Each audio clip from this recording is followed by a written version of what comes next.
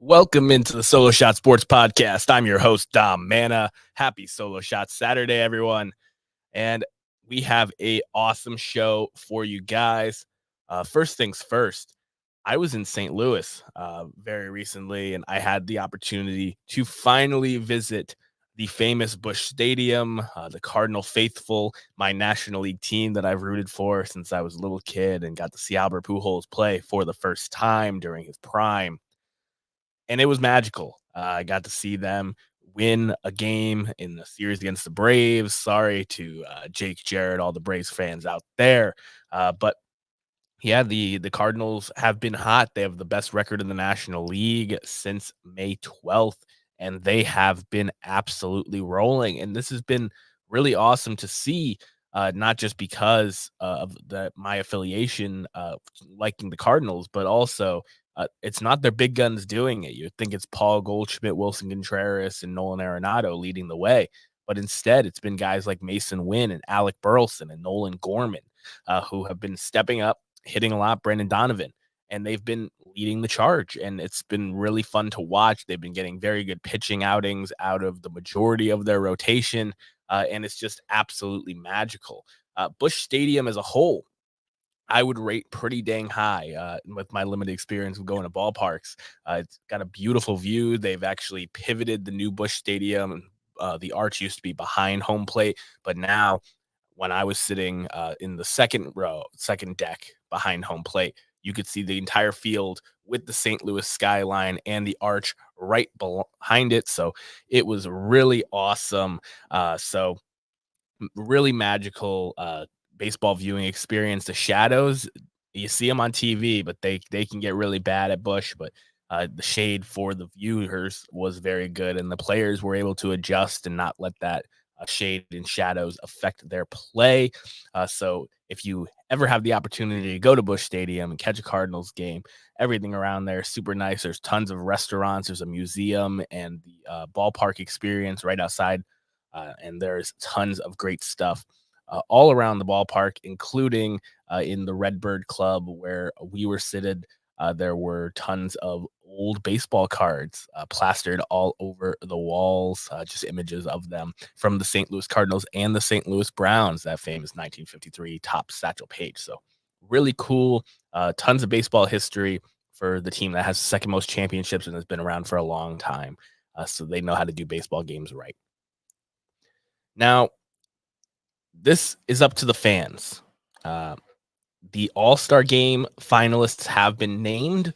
Bryce Harper was the top vote getter in the National League, so he is now an 8-time All-Star despite his injury, and he will be the National League captain, so to speak, as well as Aaron Judge, who was the top vote getter in the American League, making him now, I believe, a 4-time All-Star, and he will be the captain for the American League.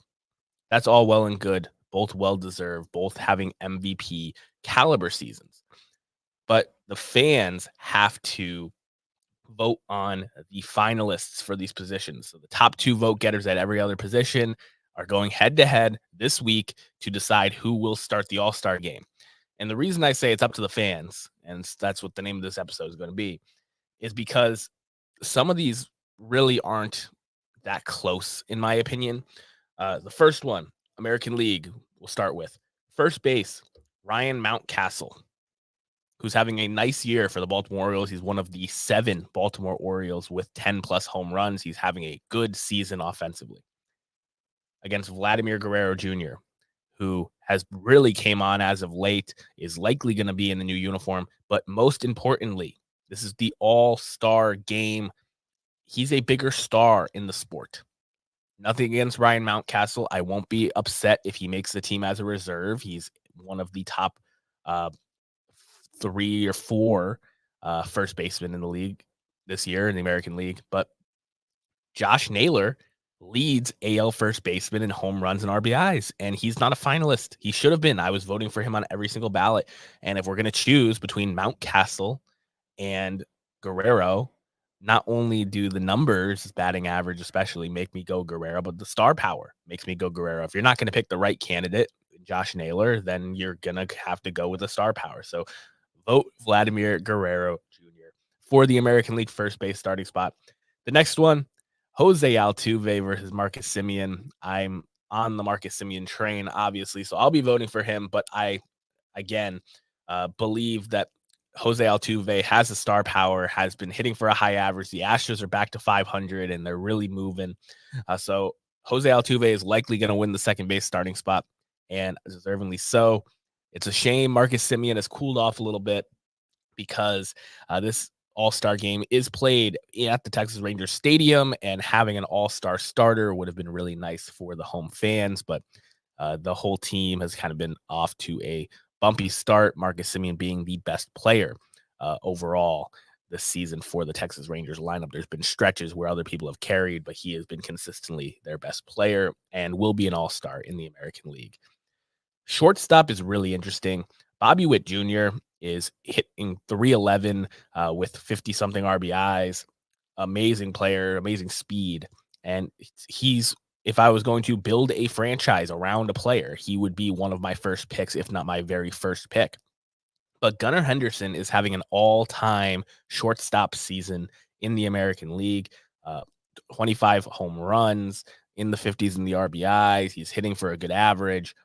He should be the American League starter at shortstop, as great as Bobby Witt Jr. is. Both of those guys, like I said, are going to be all-stars.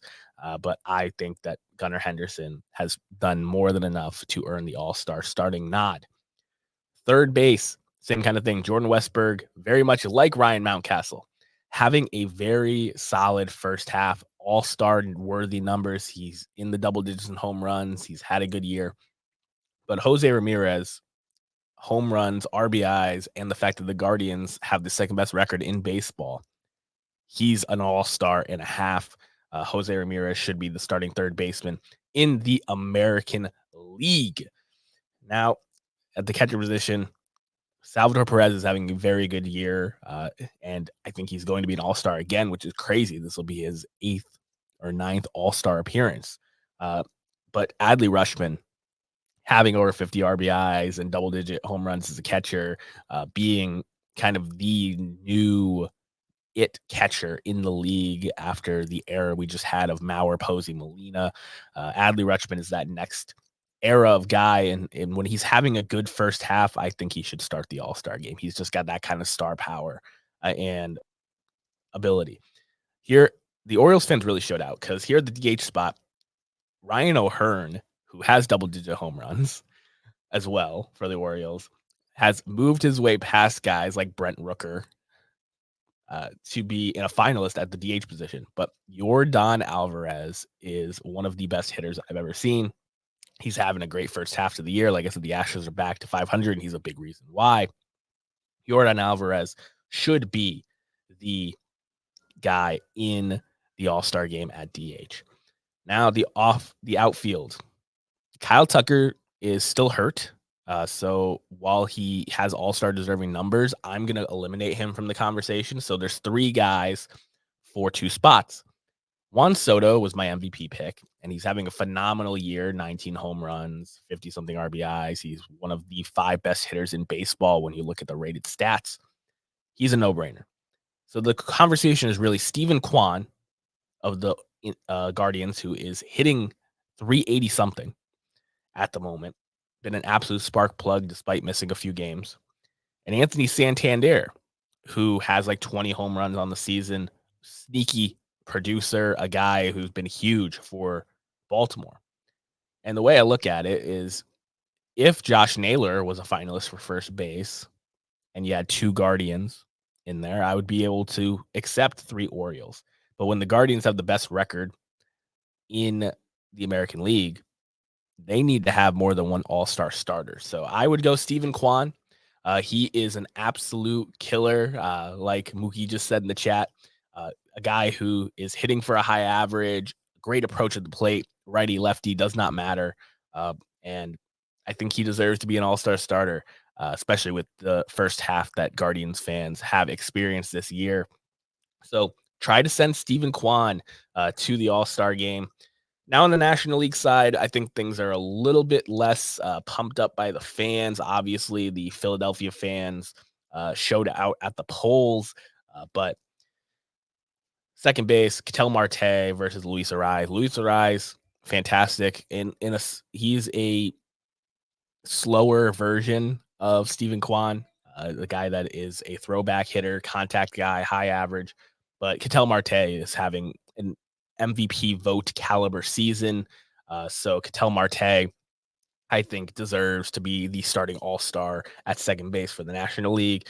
At shortstop, Mookie Betts, right now, he's day-to-day, so he might not be able to start. So I'm okay with people voting for Trey Turner, but I think Mookie Betts still has had the better first half of the season. So I'm going to vote for Mookie Betts and hope that he's able to participate in the All-Star game, even if it's only for like an inning or so. At third base, Manny Machado made as a finalist. He's a bigger name, but Alec Bohm deserves to be there. It's kind of like the Josh Naylor thing. I'm glad the fans got that right. Alec Bohm has had a breakout campaign. He's really started to figure things out, and he's been the most consistent right-handed bat in the Phillies lineup all year long. Now, at the catcher position, JT Realmuto made it there. Again, Philadelphia fans showed out. He's not the all-star catcher this year for the National League. It's William Contreras from the Brewers. He's having a fantastic year. He would be pushing Adley Rutschman in the American League if they were both up against each other for that starting spot. He is the clear winner in my book. DH position, Kyle Schwarber's fun. He might make the all-star team with his home runs, but Shohei Ohtani is the best player in baseball. And I was actually shocked that Shohei Ohtani didn't outvote Bryce Harper. But like I said, the Phillies fans showed out to the polls. Bryce Harper have an amazing season. So Shohei Ohtani, I think we all want to see him starting the All-Star game. And now the outfield. It's a little bit more open because the finalist was not from the outfield. So there's 6 guys for 3 spots. I've been talking about it all year. Jurickson Profar is the best story in the National League this year. And his breakout has been really fun. He deserves to start the All-Star game. Then you have some decisions to make because both Castellanos and Marsh made it as finalists. I don't think either one of them should start the All-Star game. If one of them makes it as an All-Star reserve, I guess it's okay. So for the last 2 spots, it's Christian Yelich, Dodger Magic Teoscar Hernandez, and Fernando Tatis Jr. If you're talking just pure star power, you go Yelich and Tatis. But Teoscar Hernandez is having a phenomenal year offensively, and I think that he is also deserving of starting in the All-Star game. So try not to vote Phillies on the National League finalist side. The only place where I think that they are deserving is the third base spot, Alec Bohm over Manny Machado. But it's up to us fans to go out there and vote. I will put the link in the description below to vote for the finalists. And I think it's a super important thing because, as you can see, if a fan base like the Orioles or the Phillies really goes out to the polls, then guys who should be considered for the starting spots don't actually get considered. And you saw a lot of Orioles, you saw a lot of Phillies on both sides of the ballot because those fans showed out.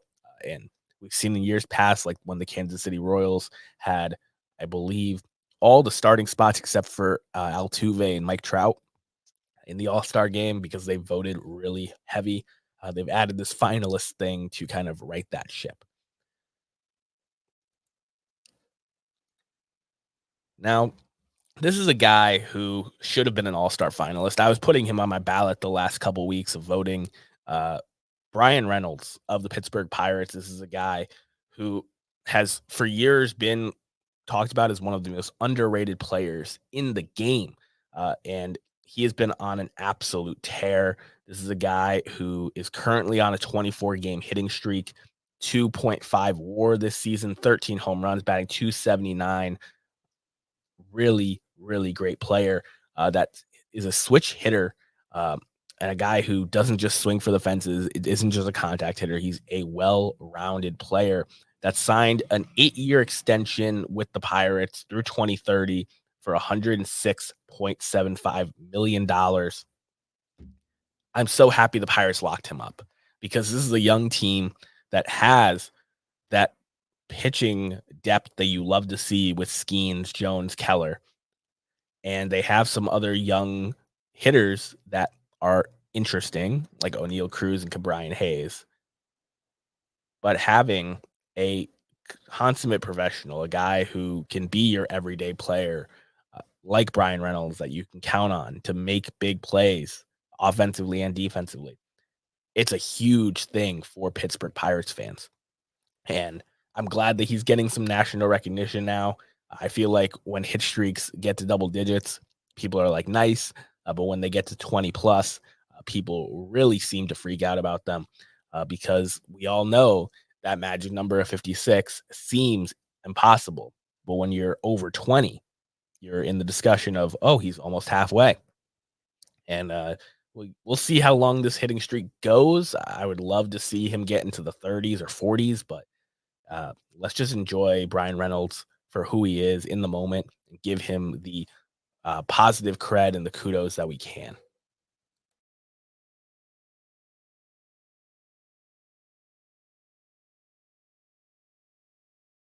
Excuse me.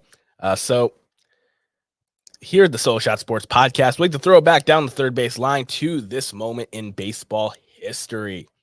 And I know June 29th has a ton of historic moments and days. Uh, Hall of Famer Harmon Killebrew was born on this day. So a happy birthday to him. And there were tons of great moments throughout baseball, whether it be streaks being broken, streaks being started, trades happening. But the moment that I want to really hone in on is on this day in 1972. The Oakland Athletics and the Atlanta Braves became the first teams to trade MVPs for one another. And this trade was not a super impactful one for either franchise. Denny McLain was traded from the Oakland Athletics to the Atlanta Braves. He made uh, 11 starts. He went 3-8 with the Atlanta Braves in the 72 season. And Orlando Cepeda was shipped from the Braves to the A's. And he, because of a knee issue, did not play too many games as an Oakland Athletic. Orlando Cepeda, if you haven't heard, the news came out last night that he passed away at the age of 86 years old. And Orlando Cepeda is a guy who I feel like fell under the radar throughout his entire playing career. This is a guy who did not get elected to the Baseball Hall of Fame through the writers. He was an era committee candidate in 1999, but he just passed away at the age of 86 years old. This is a guy who has 50.1 career WAR, 2,351 career hits, 379 batting average, 379 home runs with a 297 batting average. Excuse me. But he was a Rookie of the Year in 1958. He was an 11-time All-Star. And not only was he a World Series champion with the Cardinals in 1967, but he was the MVP of the National League. A truly great player, baby bull, and a guy that just truly doesn't get enough credit because of his circumstances. He comes up as a young player in San Francisco when Willie Mays is already the man. And when he finally starts coming into his own, because he had a very good rookie season, like I said, Rookie of the Year with MVP votes, and he was an all-star in year 2. But his first 3 years, he was a good player, not great, but good. Then Willie McCovey comes into town. Juan Marichal and Gaylord Perry come up through the Giants system. And it becomes a thing where Orlando Cepeda is an all-star. He's a great player, but he's not the first name you think of around the league when you're talking about a Brave, about a Giant. But it's something where he goes to St. Louis for a very short stint. The Giants trade him over there in 1966. And in 1967, his MVP campaign, he had 183 hits, 37 doubles, 25 home runs, a league-leading 111 RBIs, stole 11 bases, He walked 62 times to 75 strikeouts, so almost even there. And his slash line was a 325 batting average, 399 on base, and 524 slug for a 164 OPS plus. He was 64% better than the rest of the league. He was right up there in total bases with 295. He led the league in hit by pitches with 12. He was an all-star and finished first in MVP voting. Back in 1961, I actually see the comments there by Mookie. He finished second in MVP voting that year. And that was probably his best overall season in terms of individual performance. The 67 season was when the individual performance and the team performance kind of came together the best. But in 61, he had 182 hits, 28 doubles, 46 home runs, led the league, 142 RBIs that led the league, 12 stolen bases. His walk to strikeout ratio is not quite as good, but a 311 batting average, 362 on base, 609 slug, good for a 157 OPS plus, which is actually, with the numbers being more gaudy, a little bit closer to the average player than his 1967 season.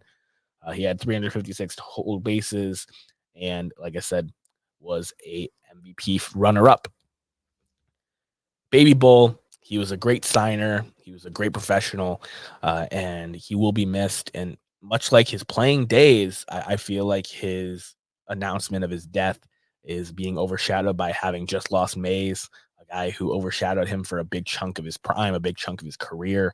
But those of us that love the history of the game and love the game of baseball will keep the stories of Orlando Cepeda alive. This is the guy who started his career as an up-and-coming player, and even though he got moved out of San Francisco for the guys like Willie McCovey to take over, he was able to help a St. Louis Cardinals team as a leader, winning a World Series. He was able to mentor people during his time in Atlanta, in Oakland, and at the end of his career in Boston as the Red Sox very first designated hitter. Rest in peace, Orlando Cepeda, and I hope that all of you go and check out his baseball reference page and enjoy the career that was, because he was an all-time great and someone that I really enjoyed collecting the cards of and reading on for many years now.